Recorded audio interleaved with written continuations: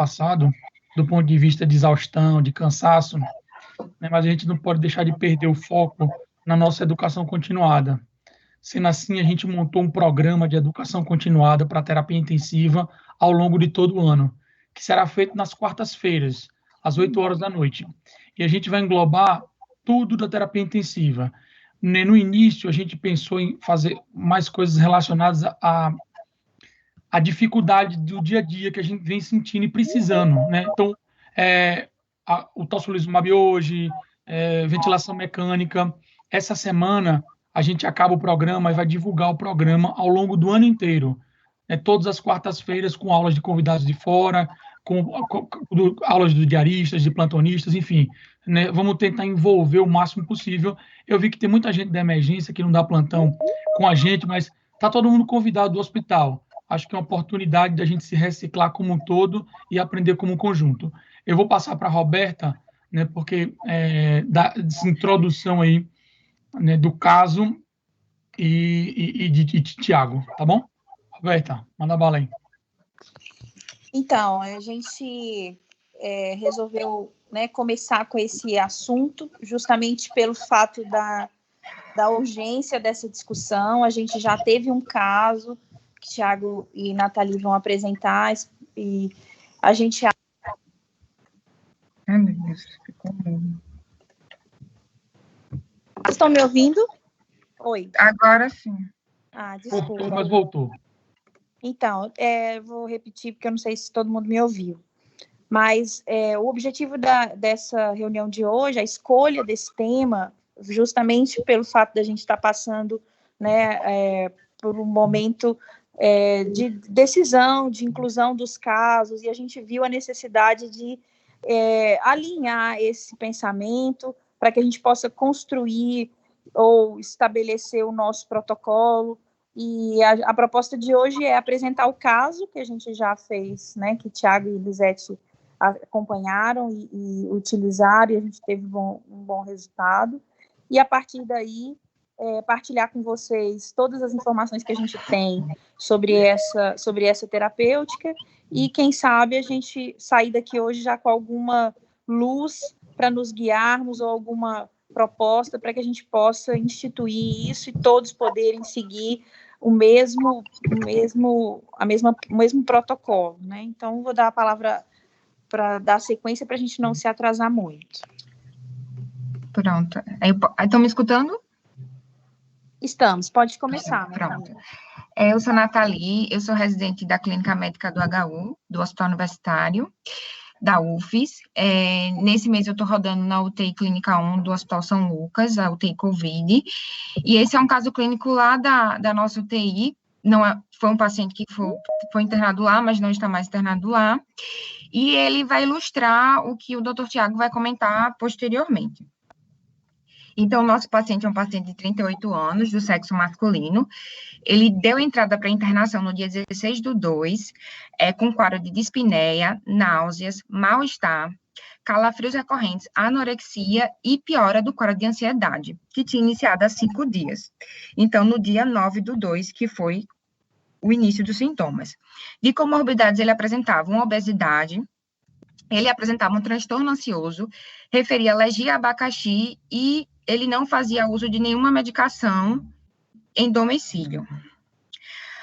No exame físico, na admissão, ele apresentava crepitações discretas em terços inferiores, estava eupneico, saturando 96% em ar ambiente e estava febril. Dos exames que ele tinha na admissão, ele tinha um ATC de tórax, que evidenciava opacidades em vidro fosco, que acometiam menos de 25% do pulmão. E ele também tinha um RT-PCR do 12/2 do mesmo dia, também detectável. No dia 16, que foi o dia da admissão dele, foram feitos alguns exames que evidenciam um dedímero menor que 500, função renal preservada, e uma PCR de 5,8 sem outros achados. Aqui a gente tem a TC dele, do dia 12/2, que foi a primeira. Deixa eu adiantar aqui um pouquinho. Aqui. Que dá para ver, né, essas opacidades em vidro fosco por aqui. Aqui. com acometimento inferior a 25%, né, bem discreto. Então, de hipóteses diagnósticas para ele, a gente tem uma pneumonia viral por Covid-19 e uma pneumonia bacteriana secundária. Então, da evolução dele, ele foi internado no dia 16/2, na ala B, taveopineico, saturando 96% em ambiente, e nesse dia foi instituída antibioterapia com ceftriaxona e azitromicina. E também corticoterapia com metilprednisolona. Nesse dia, do 16 para o 17, ele evoluiu durante a madrugada com dessaturação, piora do desconforto respiratório, sendo necessário O2 suplementar. Aí foi instituído inicialmente o cateter nasal com 6 litros por minuto, associado a VNI intermitente. O paciente, ele permaneceu com desconforto respiratório, dessaturação, sendo necessário a Hudson 12 litros por minuto. Foi coletado um agaso, que evidenciou uma hipoxemia importante, e devido à piora clínica do paciente, foi escalonado o antibiótico Patazocin. Nesse mesmo dia, foi realizada uma outra ATC de tórax, que evidenciou uma piora significativa do acometimento pulmonar. A gente já tinha um acometimento pulmonar em torno de 50%. E nesse mesmo dia, o paciente foi encaminhado para a UTI. Na UTI, ele permaneceu com quadro de desconforto respiratório, e no dia 18, devido à fadiga respiratória, foi decidido por intubar o paciente às 6h05 da manhã. Aqui a gente tem a TC dele, a do dia 17/2, que a gente já dá para ver uma piora significativa, áreas de consolidação, áreas de vidro fosco, realmente 50% ou mais de comprometimento do parênquima pulmonar.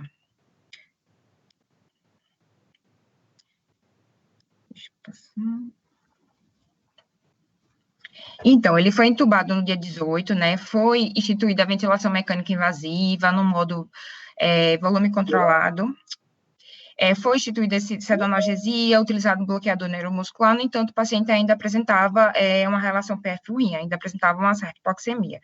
Foi titulado a PIP, ele apresentou uma certa melhora, posteriormente evoluiu com, novamente, piora do quadro respiratório, chegando até um APF de 117. Foi novamente titulado a PIP, melhorou, mas posteriormente piorou de novo. Ou seja, o paciente estava estagnado do ponto de vista respiratório, ele não apresentava melhora significativa da hipoxemia. E, associado a isso, a gente tinha também um aumento progressivo do leuco, chegando no dia 19/2 a 19.470, com 11% de bastões, e também um aumento dos marcadores de inflamação. O PCR dele do dia 16/2 estava 8,1, que foi o segundo exame do dia 16/2, e foi no dia 19/2 para 20,9. Com o quadro clínico do paciente, a piora respiratória, o aumento do PCR, aí foi decidido por instituir a infusão do tocilizumab 600 mg no dia 19/2, à noite. O paciente, no dia 20, continuou apresentando hipoxemia, foi titulado a PIP, sem uma resposta significativa. Foi feita, então, uma segunda dose do tocilizumab e pronação.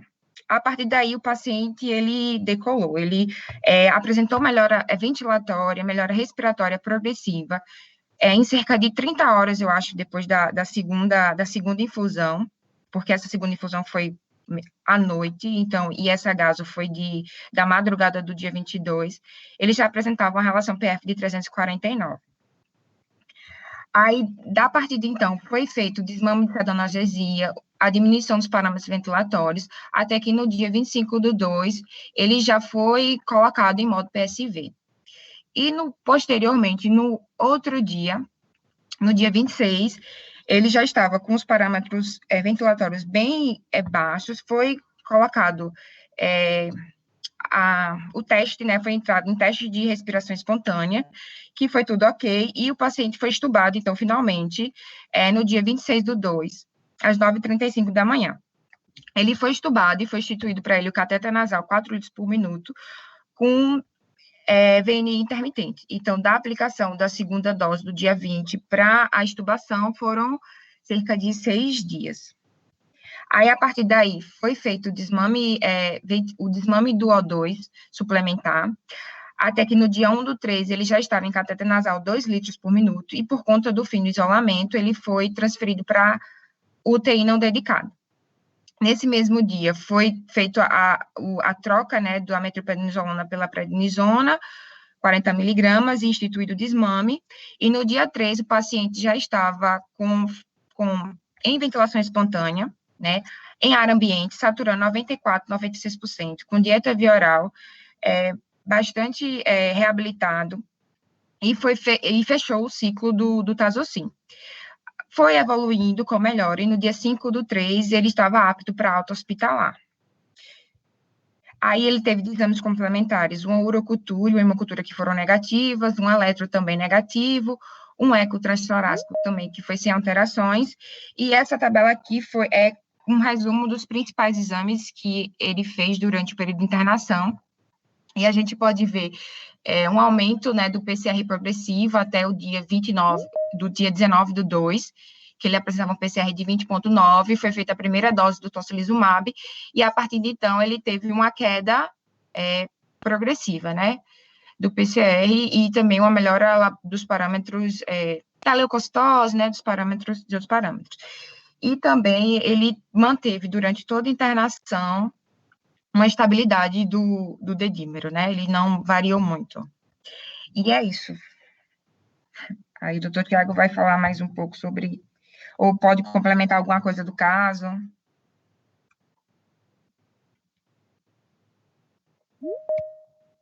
Eu queria, pode tirar dúvida? Pode. Eu acho que deve, acho Eu que a gente queria deve saber, comentar algumas coisas aí. Deixa eu ver.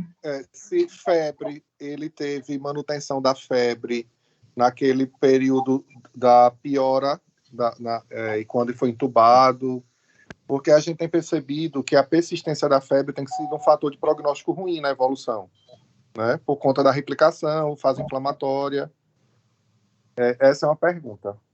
E só para complementar, ele já recebeu alta ambulatorial, inclusive. Ai, que ótimo. Alta. Ele já está de volta à vida na normalidade que a gente tem hoje, né?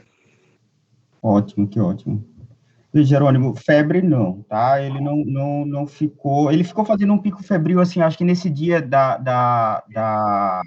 do tocilizumab, ele chegou a fazer um pico febril de 38,3, mas ele não estava naquela coisa sistematicamente febril de 4, 5 picos diários. Ele fazia um pico ocasional, mas mantinha, assim, um pouquinho de febre.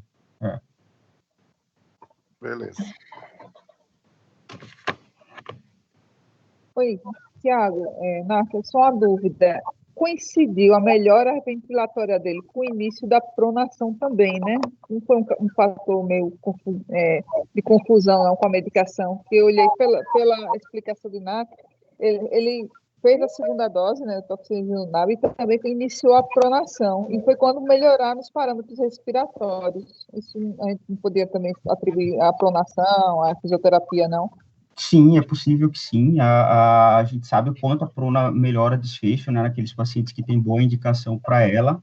Agora, uma coisa que chamou bastante atenção também, sabe, Juliana? Primeiro, a brevidade dele, logo depois que ele foi pronado, e que ele melhorou bem, eu acho que existiu, nas primeiras 24 horas após a segunda dose de tocilizumab, ele chegou a fazer gasometrias com PF de 500, e a gente conseguiu, nas primeiras 48 horas, baixar muito rápido a PIP dele, e ele sustentou isso logo depois de ser supinado. E além dessa melhora respiratória sustentada e rápida, a curva de laboratório dele mostra uma melhora muito expressiva nos marcadores inflamatórios todos. Então, assim, ao final de 4, 5 dias, depois dessa segunda dose de tocilizumab, a gente já estava preparando ele, trocando sedação e ajeitando as coisas para poder promover a extubação. Então, o que a gente vê diariamente desses pacientes não é uma evolução tão rápida e com marcadores inflamatórios melhorando também tão rapidamente. Assim, pelo menos nesse primeiro caso, eu acho que existiu, sim, um benefício aí da droga nesse sentido, sabe?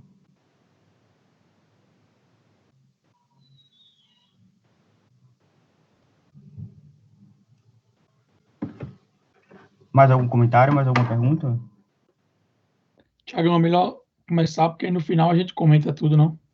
Tá, tranquilo. Senão... Deixa eu começar aqui a apresentar.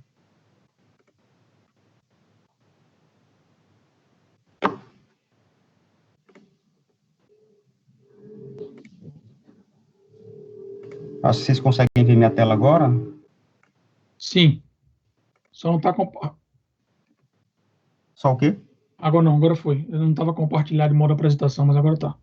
Ah, tá, beleza. Então, vamos lá, a ideia aqui é fazer uma revisão pequena a respeito do tocilizumab nos pacientes com Covid-19, né?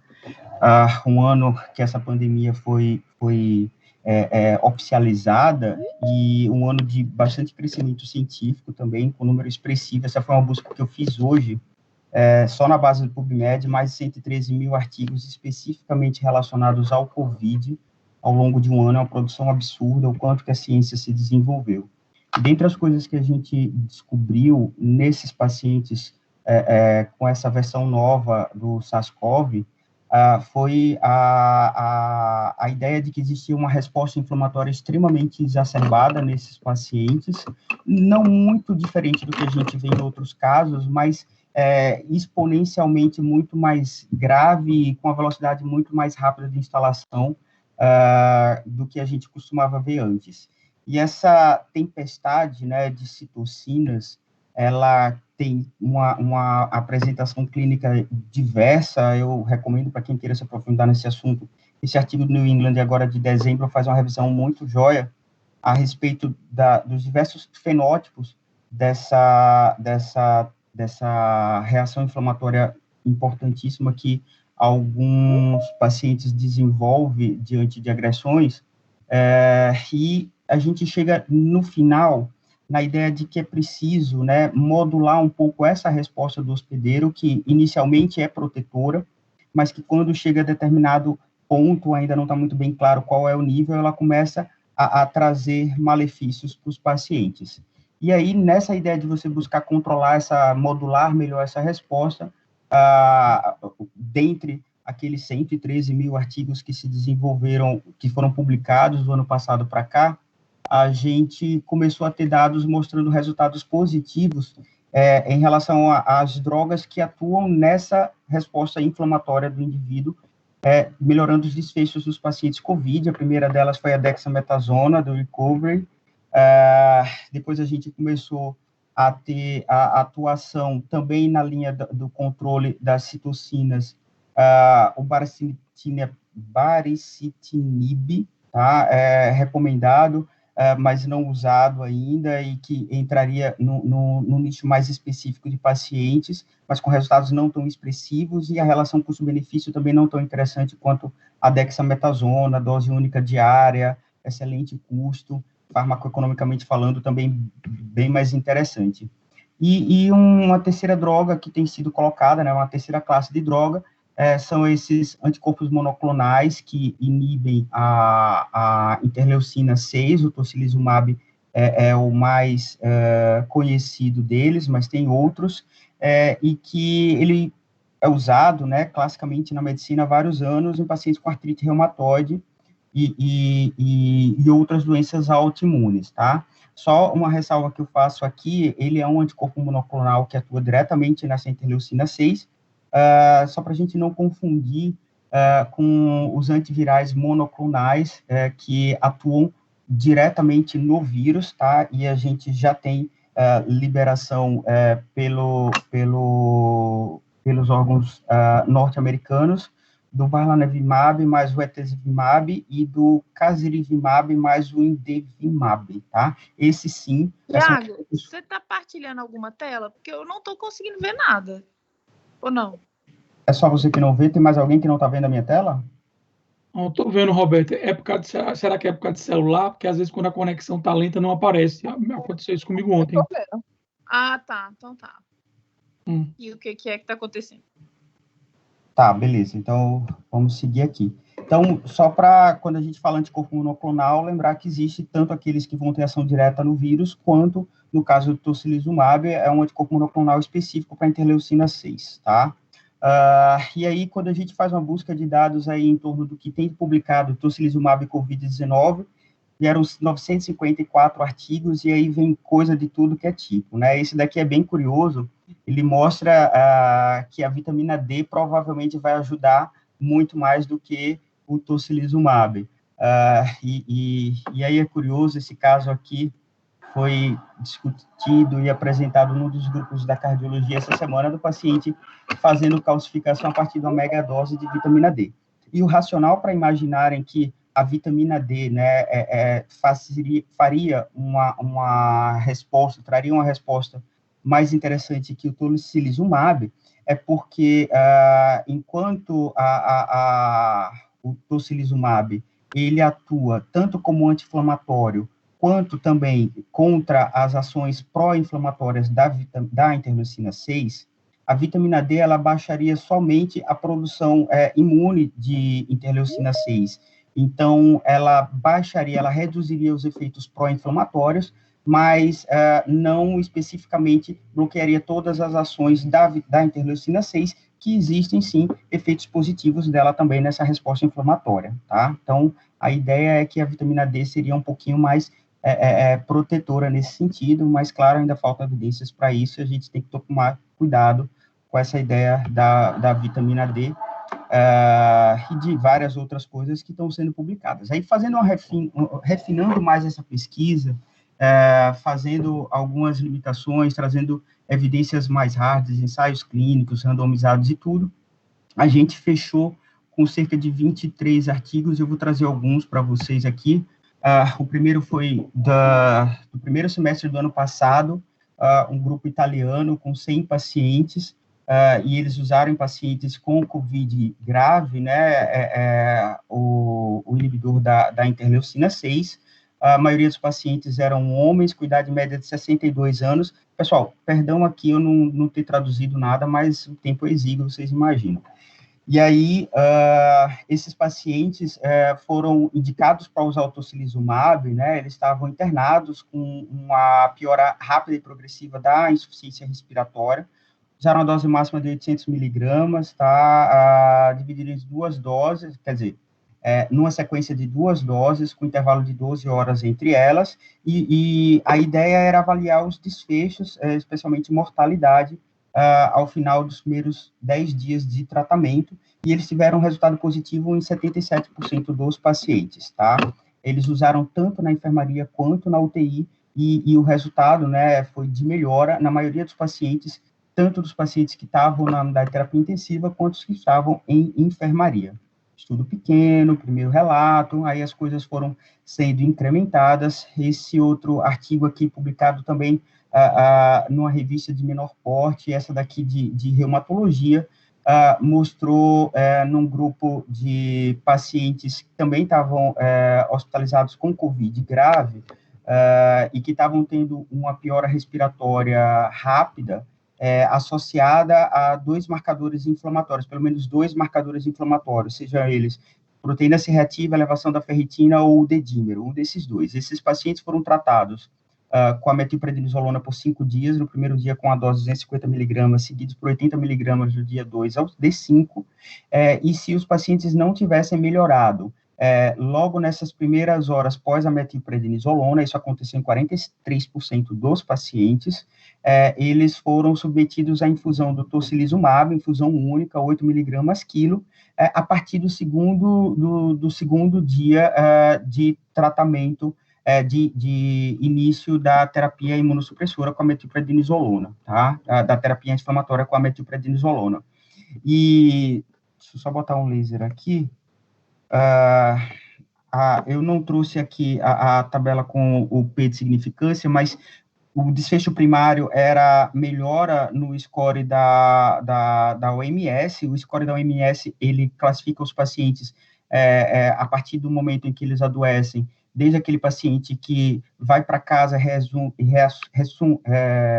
reassume a sua vida habitual, como o Jerônimo acabou de falar que aconteceu com o nosso paciente aqui do caso, até aqueles pacientes que vão a óbito que ele considera com a pontuação número 7. E aí a ideia deles, nesse desfecho primário, era uma redução de 2 pontos em relação ao momento em que o paciente foi administrada a droga. Então, se ele tivesse lá no nível, na pontuação 5 da OMS, que seria o paciente dentro de terapia intensiva em suporte mecânico respiratório, e ele, depois do tocilizumab, ele regride para ar ambiente numa enfermaria, então a gente teve uma redução de 2 pontos na gravidade da OMS para aquele paciente com aquela pneumonia viral. Esse score da OMS vale para influenza e foi extrapolado aqui para o COVID. E tiveram outros desfechos secundários, também com resultados bem positivos, hospitalização, redução de mortalidade hospitalar, de ventilação mecânica e tudo. Ventilação mecânica foi o único que não conseguiu ter um desfecho com um P significativo, mas aqui também um trabalho menor, não foi randomizado e tudo mais. Aí a gente já começa a trazer ensaios clínicos randomizados, isso aqui publicado em outubro, já uma revista com impacto um pouco melhor, 24 hospitais italianos, 126 pacientes, cujo critério de entrada era a relação PF entre 200 e 300, e os pacientes precisavam ter febre e elevação da proteína C reativa. O tocilizumab era administrado nas primeiras 8 horas depois da randomização, tá? E eles recebiam essa dose máxima de 800 miligramas, seguido sistematicamente de uma segunda dose 12 horas depois.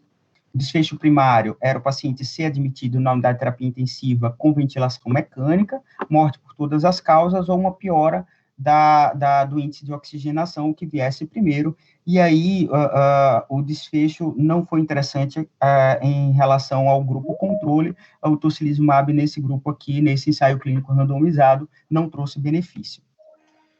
A partir daí, veio uma meta-análise, e essa meta-análise, ela trazia uma série de estudos menores, e a meta-análise, ao final, ela mostrou um benefício aqui a favor do tocilizumab. Então, o corpo de evidências, ele ainda não estava muito forte, mas ele trazia alguns resultados controversos, alguns artigos a favor, outros contra. Começamos a ter algumas revistas de maior impacto trazendo estudos de ensaios clínicos randomizados e tudo, com um número um pouco melhor de pacientes. Esse daqui do New England com 243 pacientes, esse outro aqui do estudo Coagulizão, inclusive brasileiro, com 129 pacientes. Os protocolos eram relativamente parecidos, pacientes com insuficiência respiratória rapidamente progressiva, não necessariamente na UTI, usando 1 ou 2 doses do tocilizumab, aqui no Brasil foi dose única, e nesses 2 estudos aqui, tanto do Stone quanto o do Coalizão, o resultado do tocilizumab não foi favorável. Outros 2 trabalhos, publicados mais ou menos na mesma época, agora já em 2021, um do New England, outro do JAMA, trazendo resultados mais positivos, né? Nesse primeiro trabalho aqui do Salama, os pacientes que não estavam recebendo ventilação mecânica tiveram uma redução, né, da progressão para o desfecho composto de ventilação mecânica ou morte, tá, em relação ao grupo controle que não usou o tocilizumab. E nesse outro trabalho aqui, do Hermine, também do JAMA do início do ano, um ensaio clínico randomizado, bem bonitinho, houve uma redução no score da OMS a partir do quarto dia não houve essa redução do score a partir do 4º dia de tratamento, mas houve uma tendência à melhora dos desfechos ao final de 14 dias, tá? Então, assim, depois disso, veio o estudo Recovery, com um press release no início de fevereiro. Recovery foi o mesmo estudo da dexametasona, né? Ele tem diversos braços.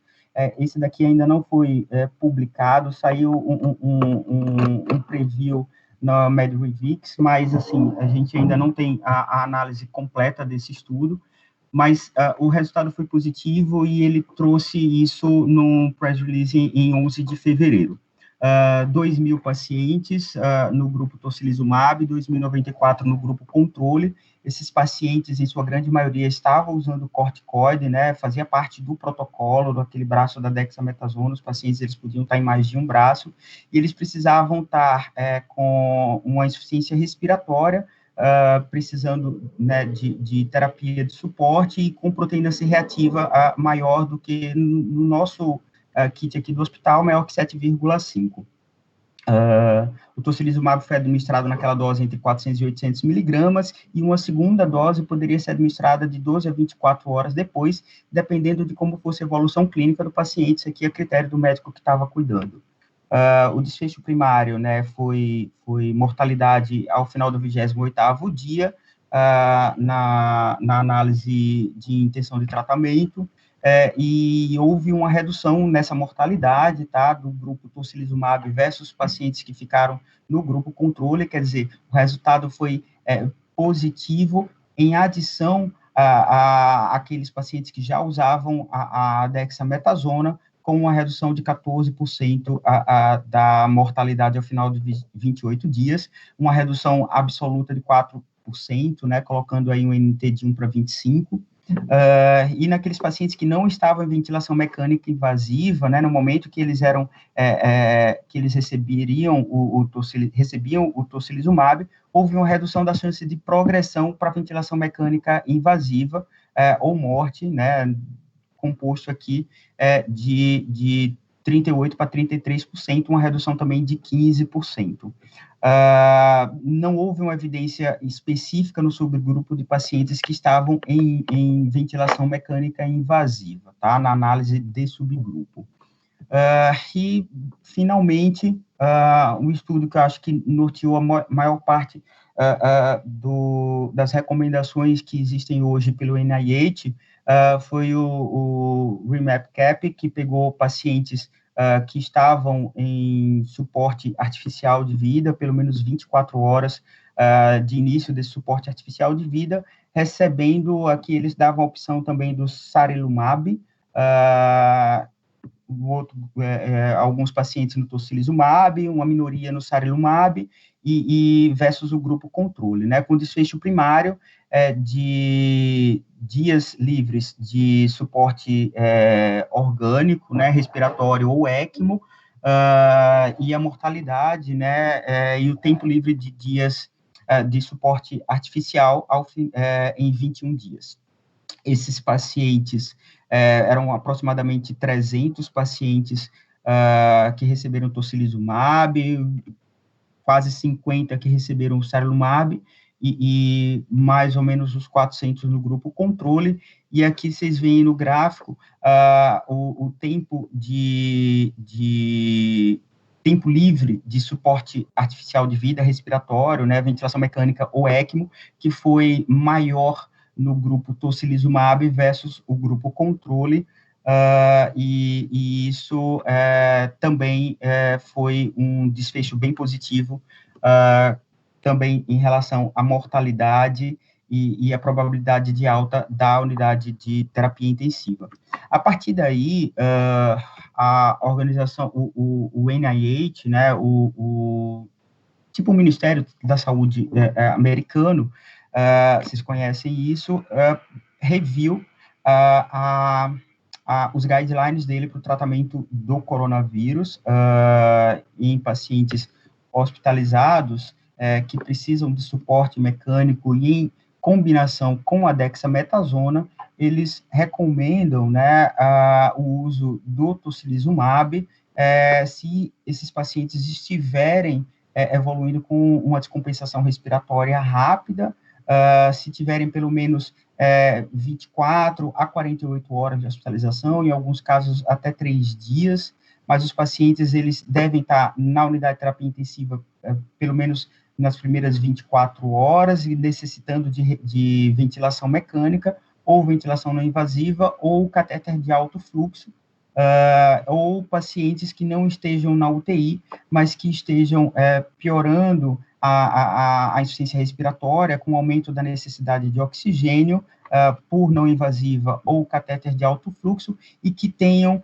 a proteína C reativa acima de 75 miligramas por litro, ou 7,5 miligramas por decilitro.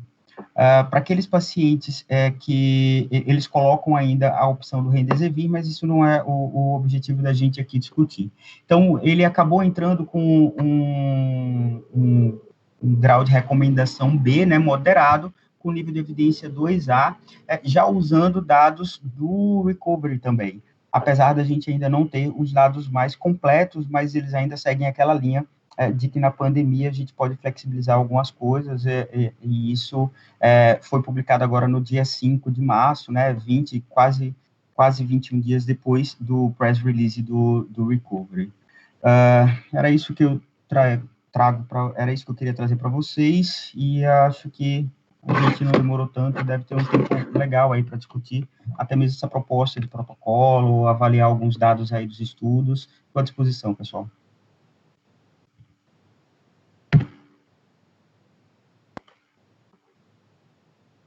Alô? Oi, Tiago. A dose... Oi, tudo bom? A dose que seria preconizada, eu vi que no caso foram 600. Seria isso mesmo que eu iria utilizar? A dose básica, assim, que tem que ficar na cabeça da gente é de 8 miligramas quilo, tá? 8 miligramas. 8 miligramas por quilo, nenhum estudo ultrapassou os 800 miligramas. Alguns fizeram dose única, outros fizeram até 3 doses. Teve um dos estudos menores que chegou a fazer uma terceira dose, mas a grande maioria fez 2 doses, com intervalos de 12 horas entre elas. O recovery usava até 24 horas depois, dependendo da condição clínica do doente. Ju levantou a mão aí. Quer falar? Oi, Tiago. Oi. Deixa eu só tirar uma dúvida, assim. Eu vi que você apresentou vários trabalhos. Eu não sei se deu tempo para você olhar assim com um pouco mais de detalhe, mas você percebeu alguma diferença entre os trabalhos de critério de inclusão ou se, tipo, os que mostraram benefícios geralmente foram aqueles que usaram a segunda dose, né? Tem a ver com a dose, com a precocidade do tratamento, e também perguntar para você se teve alguma diferença no uso do corticoide, porque a gente sabe que o recovery usou a Dexa, mas a gente vê no dia a dia que tem muito uso também de metilprednisolona. Então, você chegou a ver alguma coisa em relação a isso? Se teria diferença entre os corticoides? Não, assim, na verdade, os primeiros trabalhos, eles colocavam qualquer tipo de paciente, né? Tem muito trabalho que pegou pacientes numa fase mais avançada da doença. Eu acho que a gente até viu algumas discussões de caso naquelas lives no final do primeiro semestre, que eles pegavam aqueles pacientes que já estavam em ventilação mecânica há vários dias e tudo. Então, eles não peneiraram muito, não refinaram muito a inclusão de pacientes no começo. Os trabalhos mais para o final, a tendência é que eles colocassem os pacientes logo nos primeiros dias de internação, tá? Todos sistematicamente com piora do padrão respiratório a partir do momento que eles eram internados e já com suporte de oxigênio, a grande maioria com suporte não invasivo também. Em relação ao corticoide, eles não mencionam na grande maioria, mas depois de julho, basicamente todos os trabalhos, os pacientes que estavam no grupo controle, eles já estavam usando corticoide porque foi o resultado do recovery, né? E tinha ainda aquela coisa de você extrapolar o tratamento da ARDS antes do COVID, que basicamente se usa corticoide também nesses pacientes, em sua maioria metilprednisolona. Mas a maioria dos trabalhos não traz os pequenos, não traz essa distinção e destrincha o tipo de corticoide que está fazendo, ou qualquer coisa parecida. Mas era bem nítido que a partir do segundo semestre, lá de agosto para cá, mesmo os trabalhos pequenos, eles começaram a usar o inibidor da interleucina 6 mais precocemente. E eles começaram a descrever isso, né? Os pacientes estavam bem no início do internamento, estavam logo na falência respiratória, momento da intubação, então isso era meio que um norte para eles, aqueles pacientes que não estavam respondendo bem. Entendi. E aí, nesse período de início, porque eles sabem que tem a fase virêmica, eles levavam em consideração isso depois do 6º ou 7º dia, ou não? É com a piora clínica, independente desse tempo do início dos sintomas? Era piora clínica, eles não colocavam muito dia de doença, não. Eu não lembro de ter visto isso nem no recovery, no protocolo do Medtronic.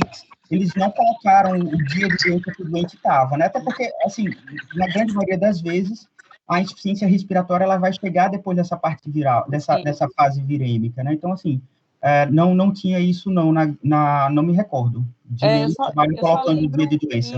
Em um um desses do New England, que geralmente, quando você vai olhar aquela tabela, geralmente era no 11º, 12º dia de doença, a média, né, dos pacientes. Aí era para saber se tinha alguma coisa diferente nesses mais recentes desse ano, que eu realmente não cheguei a ler. Não vi nada muito específico nisso, não. Beleza, obrigada, viu? Tiagão, parabéns pela apresentação de Nathalie, assim, muito elucidativo os dois, tanto o caso quanto a apresentação, excelente ponto de vista. Uma coisa só para complementar, Ju, na primeira leva do tocilizumab, né, logo depois saiu um editorial bem interessante, em que é justamente isso que o Thiago fala. Eles já previam que poderia haver benefício naquele paciente que fosse instituído ele precocemente, que ele já não tivesse alguns dias de terapia intensiva, alguns dias entubado. Foi por isso que a segunda leva veio muito mais direcionada no paciente que já toma corticoide e aquele paciente em que piorou precocemente e que ainda não está na ventilação mecânica. A grande chará aí, para mim, é o paciente precoce e que, no máximo, como o Recover fez, 24 horas de ventilação mecânica.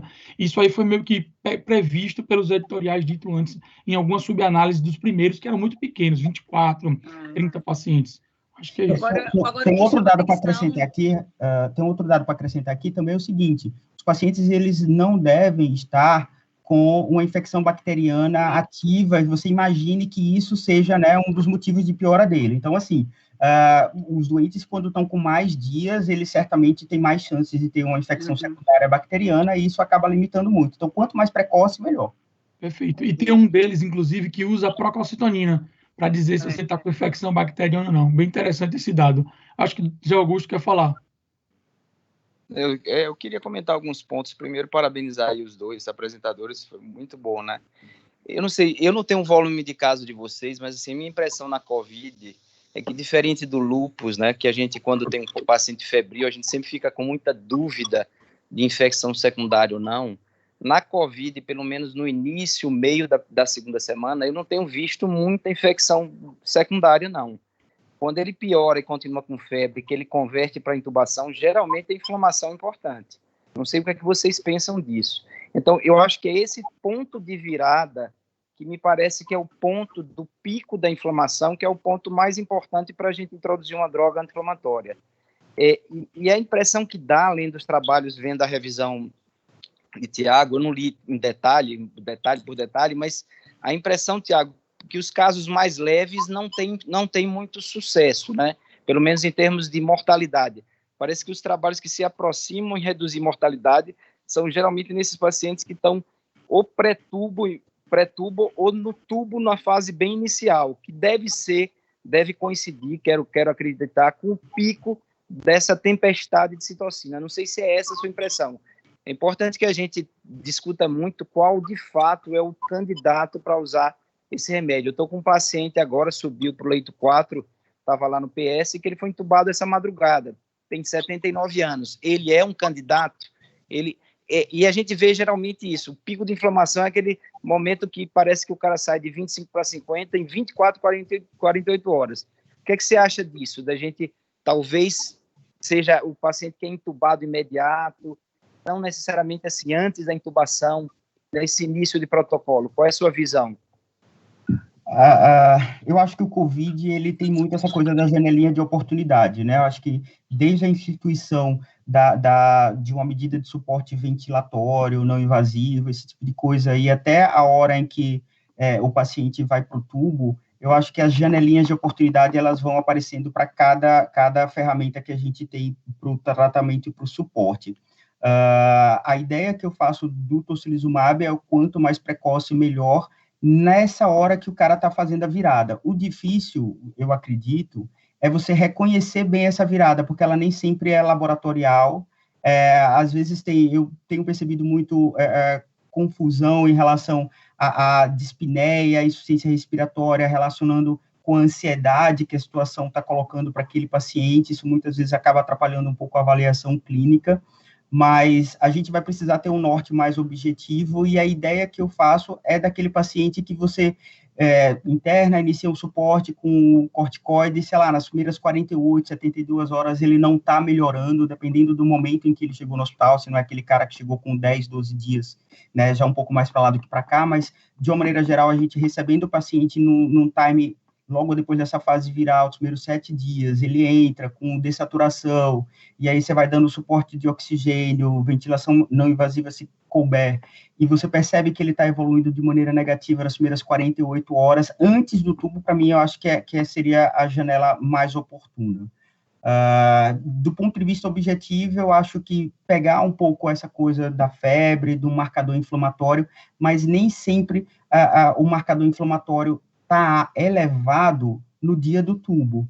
Às vezes a gente vem observando alguns pacientes que às vezes eles chegam com proteína C reativa de 4, 5, 6, fica patinando ali, só para usar a PCR como um exemplo, e no dia seguinte ao tubo é que ele vai para 16, ele às vezes vai para um 8, só 2 dias depois é que ele pula. Essa unidade de 100 deles é igual ao nosso kit? Porque não, no nosso kit seria 10. Ah, tá. Tudo bem. Aí eu tenho visto com frequência, mais de 10 tenho visto com alguma frequência. Entendi, perfeito. E o dímero também, às vezes, ele é um pouco mais tardio, então, dependendo do marcador que você for pegar, na hora que o cara complica de fato, eu acho que o marcador laboratorial, ele não pega muito, sabe? Eu sou mais entusiasta da ideia de você fazer esse tipo de droga mais precocemente, antes do cara chegar na UTI. Eu ainda espero, por exemplo, o Recovery, ele teve como melhor benefício no subgrupo de pacientes que estavam em ventilação não invasiva. Então, de repente, pacientes que estão tendo evolução negativa ainda na ala e receber esse tipo de medicação, claro que tem que olhar aí custo-benefício, farmacoeconomia, não é barato para a gente, mas com um NNT de 1:25, acho que tem que fazer essas contas aí, tem que olhar muita coisa, mas a minha impressão é que é antes do tubo. Eu não sei se o tubo em si seria o principal marcador para mim, não. Eu perguntei a questão do corticoide justamente por isso, nesse ponto da virada, porque eu percebi, vendo alguns pacientes, que quando chegava numa fase mais inflamatória, quando fazia aquela dose maior de 125 de metilprednisolona por 2 ou 3 dias, conseguia segurar na ventilação não invasiva e ele não ia para o tubo. Então, esse deve ser mais ou menos o racional para usar o tocilizumab. E foi daí que eu perguntei, porque o Recover tem uma dose de 6 miligramas de dexametasona, né, que dá mais ou menos, dá 37,5 de prednisolona. Então, a gente, para debelar realmente a inflamação, a gente está usando uma dose muito maior, de 125, e realmente não tem nenhum trabalho publicado a respeito disso, mas na prática, eu pelo menos vi alguns casos que com essa dose realmente diminuiu a inflamação, o paciente não foi para o tubo, e com tomos horrorosos, de 70%, 80% de acometimento. Almiro podia dar a experiência de Lúcia, né? Talvez. Almiro está aí ainda? Almiro, e abrir para... Nós temos mais 2 pacientes que usaram no hospital. Glauber, não sei se Glauber está aí, Glauber também usou no paciente. Se vocês puderem relatar como é que está a evolução, seria interessante. G, outra coisa que Luiz Flávio pergunta no chat é em relação aos convênios, se tem liberado a medicação. G pode falar melhor, mas até o momento não há liberação pelos convênios da medicação, não é isso? Na verdade, essa conta desse paciente que foi apresentado hoje, eu vou atrás amanhã para ver o andamento, mas a impressão é que não, porque não está regulamentado pela ANS para cobrança. Então, aí os convênios com certeza vão se apegar a essa coisa, né? Mas eu vou procurar oficialmente saber como é que está a cobrança da conta desse paciente para ver. Mas é uma coisa que a gente tem pactuado com as famílias. A gente tem conversado com as famílias, as 3 famílias aceitaram até agora, né? De que se não for pago, a gente vai cobrar das famílias, do paciente. Maravilha. Almiro, eu vi que você levantou a mão, depois Juliana. Boa noite. Bom, primeiro eu tenho que parabenizar Roberta e Roberto pela iniciativa de retornar às discussões daqui da UTI.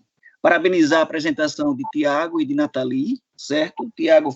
Nathalie fez uma boa explanação do caso clínico, e Tiago iluminou com vários trabalhos. Eu tenho algumas questões a apresentar. Nós, recentemente, com a discussão compartilhada entre eu, Zé Augusto Barreto, Roberta, Elisete, iniciamos tocilizumab na paciente do leito 11, tá?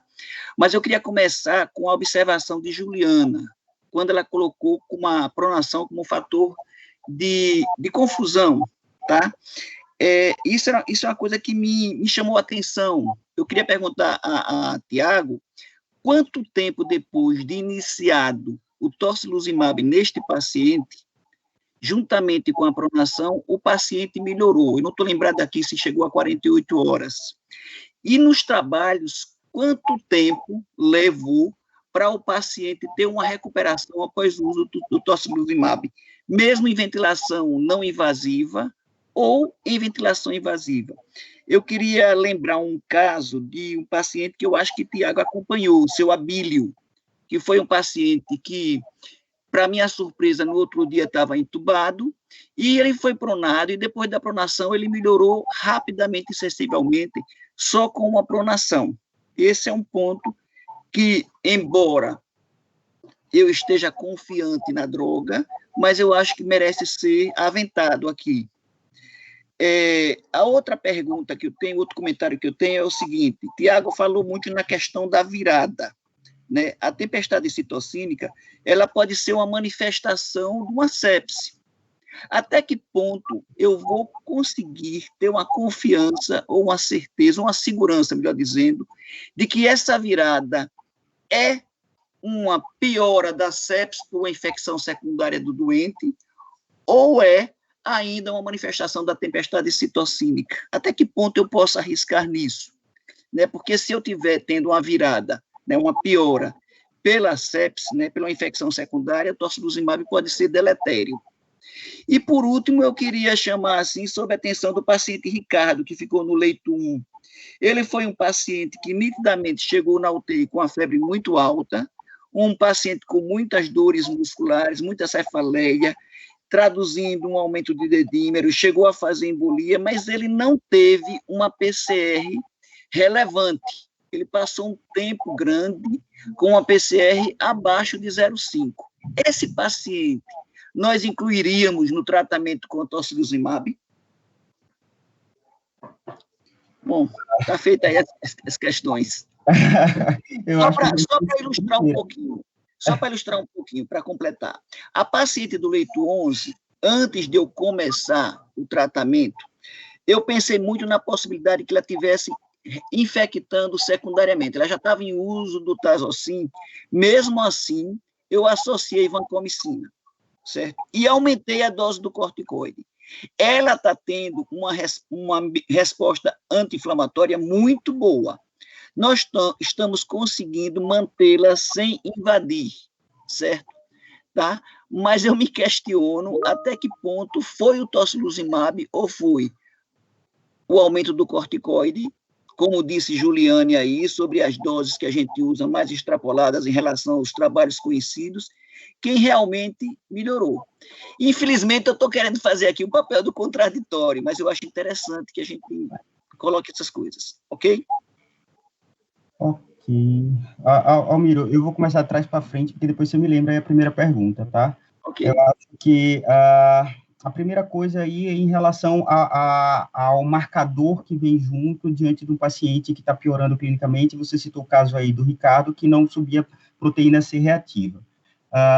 Existem outros marcadores inflamatórios que foram usados nos trabalhos, não só a proteína C reativa, mas os trabalhos de maior impacto, eles usaram a proteína C reativa porque a ideia deles é pegar aquele resultado que tenha mais facilidade, mais difundido, mais acessível, e alocar os pacientes mais rapidamente, porque eles querem respostas mais rápidas nessa inclusão de dados e tudo mais. Mas eu até já comentei aqui, eu não acredito que o marcador inflamatório, ele consiga ajudar a gente, porque na grande maioria dos casos que eu tenho visto, dos pacientes que chegam relativamente cedo no hospital, que não chegam numa situação mais crítica, digamos assim, aquele paciente que já chega e vai para o tubo, grande maioria dos pacientes que passam pela ala, depois chega na UTI, eles não estão com níveis de proteína C reativa muito altas, assim, não é uma coisa, né, sagrada de estar vendo marcadores tão altos no momento da piora. Isso é uma observação minha, assim. Eu acho que não sei se eu respondi tua pergunta. Que outro marcador a gente poderia usar nesse caso? Aí, na verdade, a gente tem que explorar um pouco mais, só que os trabalhos, eles são mais universais em relação à proteína C reativa, apesar de termos outro. Acho que a clínica aí pode ajudar muito mais para mim nesse momento da virada. Roberto? Oi? Alô? Não, desculpe, eu interrompi, eu só tenho um comentário aí depois. Tá. A outra coisa, você me falou em relação à pronação, foi isso? Como fator de confusão.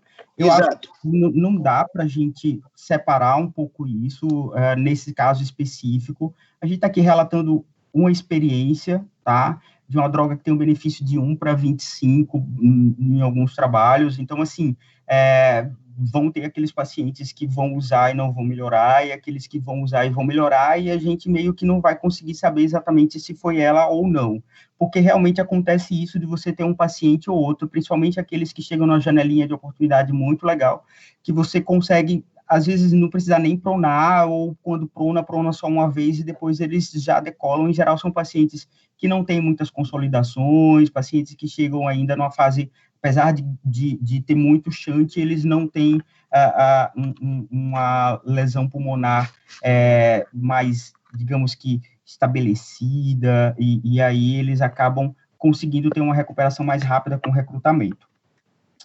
Mas isso não é a nossa maioria, tá? Então, de uma maneira geral, o que eu acho expressivo é a gente olhar a tomografia, encontrar um paciente com consolidações, encontrar um paciente que tem uma doença mais avançada do ponto de vista de imagem, e você ter 12 horas depois da infusão tocilizumab, como foi esse caso, uma relação PF de 500, e ao longo da manhã você já está em 300, com menos de 24 horas, e você já está com 48 horas, deixando o cara com PIP de 10, FI de 30%, 40%, entendeu? Isso não é a grande maioria dos nossos casos, então isso me chamou a atenção, associado a redução expressiva dos marcadores inflamatórios, que é o que a gente acaba usando na prática diária, junto com a clínica, para ver a evolução positiva do doente. Quando a gente vê que o marcador inflamatório está baixando, a gente vem sentindo a evolução clínica dele com isso. E o cara, com 2 dias, ele estava com PCR de 1, 0,5, e sustentou isso ao longo de todo o tempo. Acho que uma terceira coisa que você comentou... Tiago, só para... a terceira coisa era do choque, enquanto vê. Eu tenho a mesma impressão que Guto tem. É lógico que a gente pode estar, em algum momento, ter uma dificuldade de analisar o doente se está com sepsis ou na tempestade inflamatória, mas o que, ao meu ver, vem aparecendo é que esses doentes eles têm muito mais tempestade inflamatória do que choque, do que sepsis em si, né? E eu sei que é difícil em algum momento, é por isso que muita gente vem dizendo, daqui a 6 meses, 1 ano, o que vai ter de resistência, de excesso de antibiótico que a gente vem utilizando, não é brincadeira. Acredito que muito mais, né, assim, nessa janelinha aí, muito mais seria, né, inflamação do que sepsis. Um ou outro vai ter dificuldade, aí a gente vai ampliar espectro, mas... Quando vocês estão falando sepsis bacteriana, né? Porque, assim, no final, o cara tá numa resposta inflamatória sistêmica aí absurda, né? Tá. Eu queria só fazer um comentário, passando a vez aí do pessoal que está com a mão levantada. Eu concordo plenamente com vocês. A gente precisa lembrar também que esse paciente que a gente está falando é um paciente que não foi invadido ainda da parte respiratória, ou é um paciente que está em ventilação não invasiva ou numa ventilação invasiva com pouquíssimo tempo, de 24 horas. Então, a gente lembrar que a infecção bacteriana secundária aí vai ter também uma relação muito grande com a invasão, né? Então, eu acredito também que muito desse paciente vai ser a sepse viral, vai ser a chuva de citocina, a fase inflamatória. A gente, na verdade, está usando antibiótico demais na urgência, os pacientes todos usando quinolona, usando azitromicina o tempo todo. Porque a gente não tem na literatura algo que respalde, por exemplo, alguém que interne e a gente não usar antibiótico, e a gente vê a evolução. É complicado a gente testar isso também. Ou se a gente fizesse broncoscopia em todo mundo que chegasse com 25% a 50% e fizessem uma cultura do lavado broncoalveolar.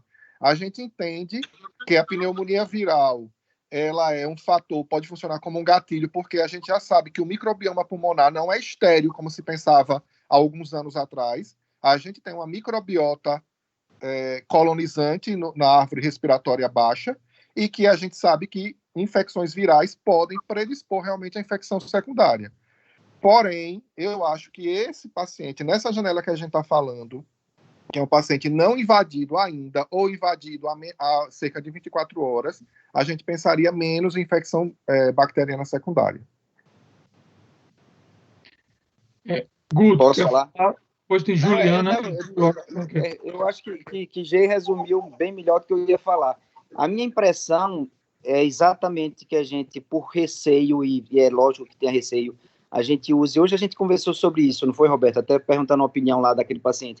A gente usa muito mais antibiótico do que o que precisa, e toda vez que o doente tem uma pneumonia viral com 20%, 25%, 15%, que ele piora, geralmente ele converte para 50% bilateral. Eu nunca vi ninguém lateralizar uma pneumonia pensando assim, consolidou como se fosse uma pneumonia lobar bacteriana. Ainda não vi. Ou aspirativa, etc. Geralmente a piora ela é bilateral, continua com um padrão radiológico de pneumonia viral, vidro fosco, mosaico, aquilo tudo que a gente está habituado a ver. Então, esse é um ponto. O segundo ponto, bem rapidinho, Almiro, a gente tem que começar a acreditar ou não no ensaio clínico. Esse ensaio clínico já existia a consolidação da pronação. A pronação já estava estabelecida desde o início da pandemia. Então, quando você tem um ensaio clínico que você randomiza, em tese, você tirou qualquer fator de confusão. A randomização é para tirar confusão. Quando você está num caso individual, é impossível saber se foi isso. A gente nunca vai ter base. Eu acho que a gente vai ter que começar a ver nesses trabalhos, viu, Tiago? Qual dos trabalhos, que a minha impressão, nem todos os trabalhos deram positivos. Não. Então assim, eu acho que esses resultados ainda estão sendo depurados. Eu acho que a gente precisa refinar assim, quais foram os positivos e o que é que nos positivos caracterizava a seleção de doentes, o momento de introduzir a droga, o critério de seleção, etc. Porque eu acho que aí talvez tenha um pulo do gato, minha impressão. Ô, Guto. Alô, Zé Augusto? Estou ouvindo. Repare, a questão que eu coloquei sobre a confusão é o seguinte, por isso que eu perguntei a Tiago, quanto tempo houve nos trabalhos para que houvesse a melhora da tempestade citocínica, entendeu? Tá? Por causa disso. Porque, repare, um paciente que vem sofrendo uma inflamação crescente, sofrendo lesões auto-infligidas porque ele está em taquipneia, de repente, ele toma uma droga e melhora rapidamente. Claro que a gente tem que confiar nos trabalhos que estão sendo colocados, né? Eu falo até a palavra confiar, não falo em acreditar, certo? Mas eu acho que esse questionamento é interessante, porque... Não, do caso individual é fundamental o seu raciocínio. Eu também tenho esse mesmo raciocínio. Por isso que, assim, eu acho que para um protocolo a gente vai ter que confiar, gostei da palavra, mais nos trabalhos que a gente está lendo do que num caso. A gente não pode fazer o protocolo porque esse caso deu certo. E sim porque os trabalhos estão apontando. A gente confia ou não como grupo nos trabalhos que saíram e qual o protocolo que a gente vai instituir baseado nos trabalhos que a gente leu. Porque, repare, só para terminar, uma coisa interessante. Então, o paciente vem com uma inflamação crescente, certo? Com lesões auto-infligidas, com outros órgãos acometidos. Eu iniciei uma droga e, de repente, aquele espessamento septal que estava contribuindo para a hipoxemia e para a dispneia e taquipneia dele, desarma e desaparece não, melhora em pouco tempo. Então, eu acho que é necessário a gente saber quanto tempo esses pacientes levaram para ter essa melhora, certo? Eu acho que o caso aí apresentado está brilhante, está legal, mas eu acho que é importante que a gente questione essas coisas. Almir, o próprio Recovery, ele coloca lá como opção no protocolo dele, você repetir a dose com 24 horas se o paciente não tiver apresentado evolução clínica positiva, tá? E teve um dos trabalhos que ele fez uma terceira dose com 48 horas, não foi o Recovery, um trabalho menor, que ele fez uma terceira dose com 48 horas, também de acordo com a evolução do doente, se ele seguia piorando ou se ele dava uma estabilizada.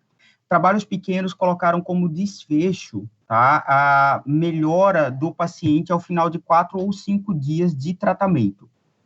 Existia um trabalho, inclusive, que o desfecho primário era esse, e que eles pegaram pacientes que não estavam na ventilação mecânica, e eles queriam que esse doente, em 4 ou 5 dias, estivesse fora da ventilação mecânica.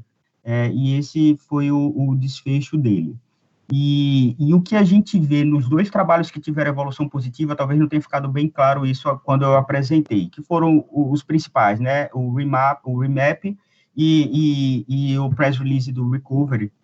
Os pacientes, eles usavam nas primeiras 24 horas de suporte ventilatório, suporte artificial, ou suporte ventilatório mecânico, ou suporte hemodinâmico com ECMO, no caso do REMAP, e o Recovery, ele exigia que o paciente estivesse a pelo menos 24 horas, 48 horas dentro do hospital, usando suporte de oxigênio.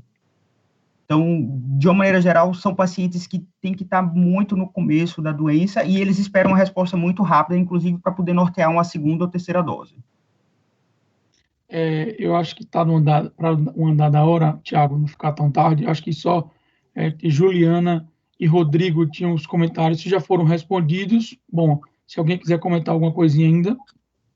Se tiver alguém de plantão aí, depois eu preciso falar. Leito 4 e 14. Quem puder mandar mensagem como estão os doentes, eu agradeço. Boa noite.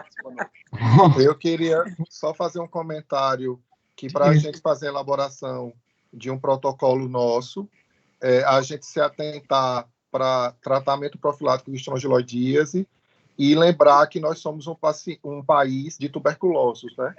Então, o Brasil é um dos 21 países com maior prevalência de tuberculose do mundo. E, de repente, onde se faz o estudo, esses países não têm essa prevalência de tuberculose que a gente tem.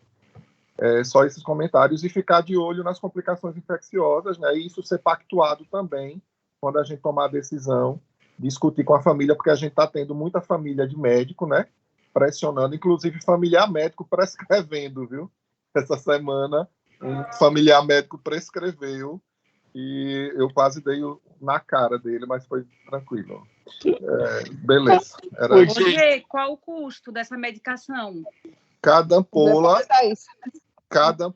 em torno de R$2.000. 1.600. Então, varia... 3 a 4 por dose. Isso é porque esse paciente usou uma apresentação de 200 miligramas. Então, ele usou 3 ampolas. A ampola que a gente tem agora é de 400, então eu acho que esse custo é maior. Varia entre R$6.000 e R$12.000 o tratamento. Geraldo, uma dúvida. A Anvisa, ela já aprovou, como aprovou o Redesivir? Não estou lembrada. Ou só foi o órgão americano mesmo para entrar no guideline? Não, então, a Anvisa ainda não se manifestou sobre isso, não. A gente tem o que pesou muito foi justamente órgãos americanos, né? O CDC se manifestou, o FDA se manifestou, então foi isso que pesou também agora nas últimas semanas. Para a gente colocar em protocolo, tem que pensar nesse tipo de coisa, né? É uma medicação que o convênio não está pagando, né? Não sei quando é que vão pagar, talvez quando a Anvisa liberar, talvez eles comecem a cobrir, né? Pelo menos parte desse custo. Mas isso não impede o uso, não, como a gente está fazendo. Se a gente quiser, a gente pode elaborar uma maneira. Seria a família assinar um termo de compromisso. Porque a Anvisa tem a liberação para o uso na artrite reumatoide, né? Então, a medicação já é liberada para uso no Brasil. Certo, posicionamento de uso. Posicionamento, né? Exatamente. Acho que essa é a dúvida minha mesmo, mais prática mesmo. Como é que a gente poderia fazer isso eticamente? Seria um termo de compromisso para a família aceitar, né? Assinaria um termo, né? E para poder liberar, porque é uma droga nova, a gente não sabe exatamente os efeitos adversos que podem ocorrer, né? Tudo. E como não é liberada para dizer especificamente para o tratamento do Covid, teria que Isso simplificar, né? fazendo um protocolo clínico, essa parte também vai ser feita, com certeza, de um termo de consentimento, sim. Ok, obrigada. Pessoal, pelo andar da hora, já vão dar 1 hora aí de reunião. Eu só queria lembrar que desde o início da pandemia, a gente tem um COVID Team, né? Em que esses casos vêm sendo discutidos, né? Agora com a formatação de um protocolo melhor, mais rebuscado, mas todos esses vêm sendo passados por vários especialistas, um monte de gente dando opinião. Isso é importante aí, na evolução. Tiagão, tem alguma coisa para complementar? Não, tá tudo certo. Roberta, quer falar alguma coisa? Não, acho que foi muito, muito bom, né? Essa retomada, acho que só vai servir para a gente dar o início, o start, com a participação de mais gente, né? E acho que foi muito esclarecedor. Acho que todo mundo vai sair daqui hoje com uma visão melhor do que a gente está fazendo. E a gente vai poder conversar, né, aí no dia a dia, nos casos que forem aparecendo. Acho que vai ser o melhor a fazer isso. Cada caso que for aparecendo, a gente poder pôr em pauta e avaliar em conjunto, né? Não tenho nada a acrescentar, não. Agradecer a todo mundo que participou. Quarta-feira que vem temos mais. Maravilha. Eu gostaria de agradecer também a todos os participantes. A gente teve um auge aí de 33, foi ótimo. Acredito que os próximos, cada vez mais com a ampliação, teremos mais gente ainda. Espero que deste ano seja um ano aí revigorante, animador, do ponto de vista científico para a gente, né, e de educação continuada. Na próxima quarta-feira, às 20 horas, nos encontraremos novamente. Eu vou ver se a gente lança o mensal, as quartas mensais, para não ficar todas as vezes colocando temas e temas. A gente já manda o bloco do mês. Essa semana sai isso aí e todo mundo fica convidado, tá bom? Um grande abraço, boa noite a todos. Se tiver alguém de plantão, notícias pelo Zap. Obrigado. Boa noite. Boa noite, pessoal. Valeu, boa noite. Boa noite. Boa noite. Boa Boa noite. noite.